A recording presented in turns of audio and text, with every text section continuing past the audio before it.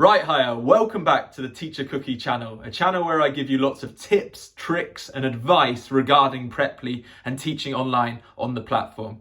I do a lot of videos like this, so if you enjoy this one, then make sure to check out some other videos where I give you a lot of advice on how to teach on the platform. In today's video, we're going to talk about different types of students that you'll find online, because you've got to remember that online teaching is very different from in-person teaching. And if you've got experience in person, then it might differ from being online and the people that you come across.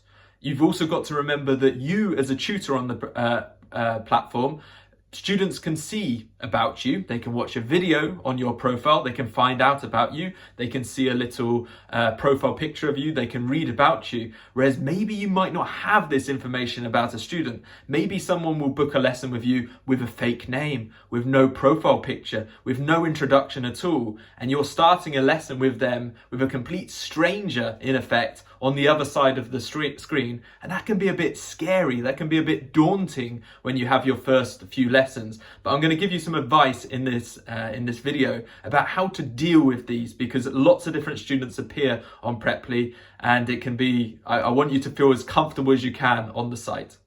Now, the first thing to note is obviously Preply is a website. It's online, it's on the internet, and you know that the internet can be a bit of a weird place with a few weird people that you may come across on this website. You are bound to find during your time on Preply that someone will book a lesson with you who's a bit unusual, maybe a bit strange, a bit creepy.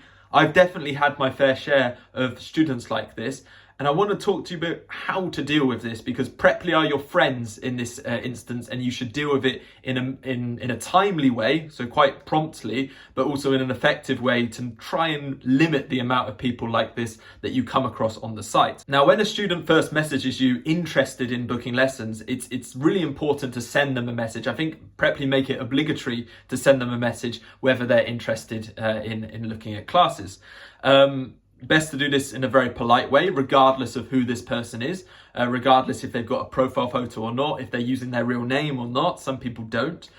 Just treat everyone in the same way. That's the best you can do. But their response is really important. So you really want to find as much information as you can about this person before you start a trial lesson, because this information can be very useful. You might want to find their level, why they're learning English. Is it for business needs? Is it for general needs? Because then you can plan the trial lesson around this. So having this information can give you an insight into what this person is learning English for. Also, it can get an insight into how seriously they're going to take these classes, because believe me, on the website, some people just are using the website for the wrong needs. They're trying to just, maybe they're a bit lonely and they want to have a conversation with someone.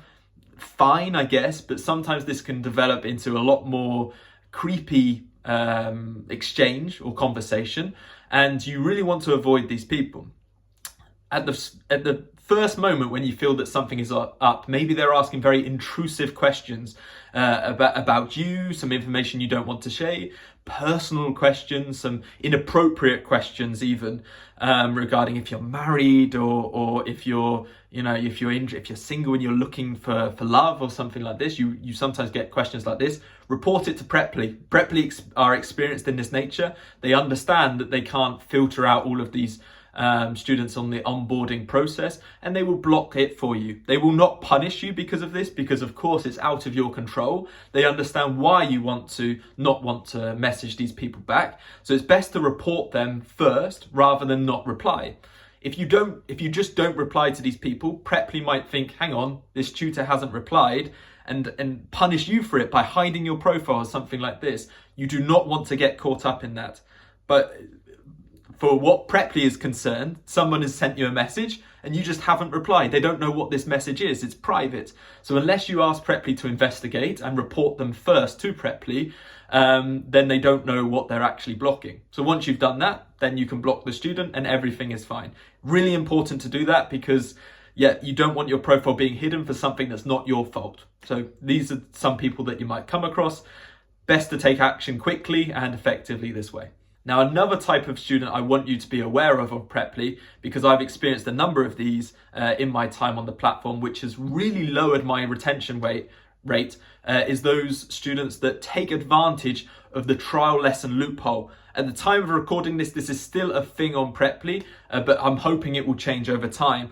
But certain students, or most students, when they book on the site, is that if they are unhappy with their tutor, they are welcome to book another trial lesson with another tutor that they feel more satisfied with.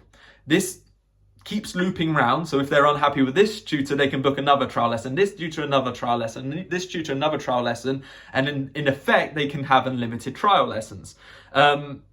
For some people that doesn't work, they just sort of limit it to one, but it seems that some accounts are able to do this incessantly, or they make a brand new account and they do this more commonly. I've met people that have had 20, 30 trial lessons and they just make new accounts or keep doing it and saying that they're unhappy with the tutor. They're not actually unhappy with the tutor. It just means that they get 20, 30 lessons for the same price, and they keep doing this, and as a result, they're not losing any money from this. So as a result, you will never retain these students. They will never continue having lessons with you because they're going to continue having these trial lessons because they're for free, and they won't have to pay any extra money to have more lessons with you. As a result, it wastes about an hour of your life. And as you know, trial lessons are not paid at all. Preply take 100% commission for this. That they're very vocal about this, so you know about this when signing up. But it's something to really be aware of. And it's a pity that this exists, but you will come across these people. Just don't be disheartened by it. Just really sort of let the lesson be. You sort of understand quite quickly when these people occur. Just treat the lesson as normal. You've got to, and just move on from it. Don't be disheartened if they don't book more lessons, because as I say, they've got already in their mind that they're going to have one lesson with you and then another person. So unfortunately, that's the way the cookie crumbles. That's the way it is. I've experienced many people like this, so I'm sure that you will too. It's nothing to do with your teaching. You could be the best teacher in the world, but they're always going to book another lesson with somebody else. Thirdly, communication with students, okay? If you can, keep it on the Preply website. It's not a crime to, after having a trial lesson or after having some lessons with someone, to exchange contact details, because you might want to exchange more content or books with someone that you can't send big file sizes onto the Preply platform if you're learning for a textbook together or something like this, or just for convenience you might want to add them on WhatsApp or something like this. It's not a crime to do it. It's not against the Preply policy after the trial lesson. It is, first of all, but once you know the student, it's not a problem with communicating elsewhere. However, like with everything, make sure to try and communicate as much as you can on the Preply website, because this is monitored. If you have a problem with the student or something happens, then Preply can look into the chat, they can look into the dialogue, and as a result, then take action accordingly if something bad happens to occur.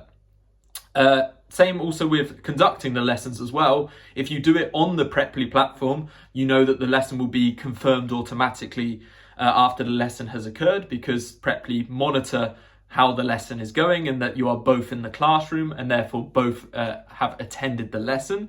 Whereas if you do it outside of the lesson, you are reliant on the student to confirm the lesson manually, which they might not necessarily do. And then you don't have as much fighting cause. You can take screenshots throughout the lesson to prove it, but then you need to, spend the time showing support and proving that you had this lesson. If you keep it on the Preply platform, it's already evidence enough, and they will confirm it automatically about 15 minutes after the lesson anyway. So this is a really practical idea. The Preply classroom is pretty good nowadays. They've revamped it in the last couple of months, so it's pretty decent and has everything you can want and need. Again, if you trust the student and you prefer another site like Google Meets or Zoom or Skype, then by all means use it, but keep in mind that the most trustworthy and reliable source is the Preply classroom itself.